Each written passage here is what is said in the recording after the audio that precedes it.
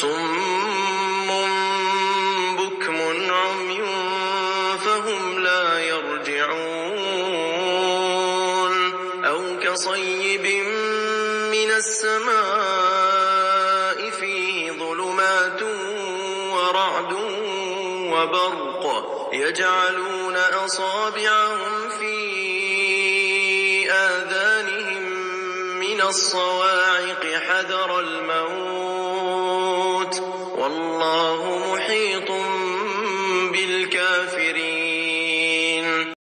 இவர்கள் செவிடர்கள், ஊமைகள், குருடர்கள். எனவே இவர்கள் நல்வழிக்கு திரும்ப மாட்டார்கள். அல்லது இவர்களது தன்மை வானத்திலிருந்து விழும் மழை போன்றது. அதில் இருள்களும் இடியும் மின்னலும் உள்ளன. இடி முழக்கங்களால் மரணத்திற்கு அஞ்சி தமது விரல்களை காதுகளில் வைத்துக் கொள்கின்றனர். தன்னை ஏற்க மறுப்போரை அல்லாஹ் முழுமையாக அறிபவன்.